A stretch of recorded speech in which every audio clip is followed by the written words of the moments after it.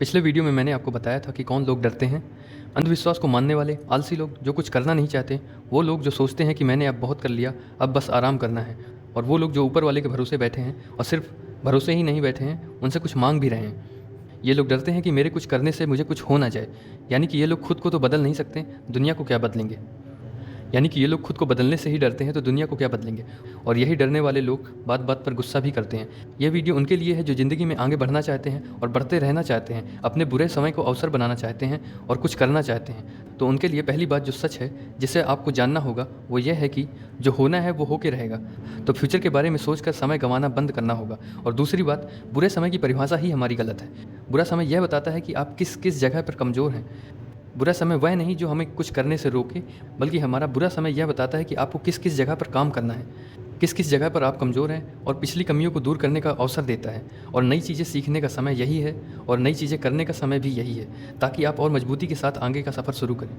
बुरा समय ही तो आपको सब कुछ बताएगा, यानी कि अब तक की सारी सच्चाई आपके सामने रख देगा कि आप कहाँ हैं, यानी आपका लेवल क्या है, कितनी क्षमता है आप में, और अभी आपको क्या क्या करना है। क्योंकि परीक्षा में फेल होना यह नहीं बताता है कि आपको कुछ नहीं आता, लेकिन वो बताता है कि आपको कितना आता है। क्योंकि कोई और नहीं बता सकता कि आप में प्रॉब्लम कहाँ है।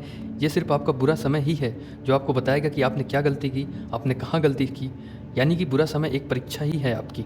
बुरे समय में आप कुछ समय के लिए बाहरी दुनिया से ब्रेक लें, यानी बाहरी दुनिया से अलग हो जाएं, और कुछ समय के लिए खुद को समय दें और अपनी गलती सुधारें, अपने कमियों को दूर करें और नई चीज़ें सीखें। जितना जल्दी आप यह करेंगे, और उतना ही बुरा समय आपका जल्दी खत्म होता जाएगा। अगर आपको ज़िंदगी में कुछ करना है तो आप समस्या और बुरे समय को एक अवसर की तरह देखेंगे, क्योंकि सच में तो वो अवसर ही है। और यही चीज़ कोई नहीं बताएगा कि बुरा समय एक अवसर है, समस्या एक अवसर है। क्यों नहीं बताएगा आपको कोई? क्योंकि सबको फ़ायदा उठाना है आपका, और उल्टा यही बोलेंगे कि ये ले, ये पी कर देख, इसको ट्राई कर, क्योंकि इसमें उन्हें फ़ायदा होगा। एक अच्छा इंसान बुरे समय को भी व्यर्थ नहीं जाने देता, क्योंकि आपको पता होना चाहिए कि उस समय कोई आपके साथ नहीं होगा, और यही एक अच्छा समय है आपको खुद को जानने का और बहुत कुछ सीखने का।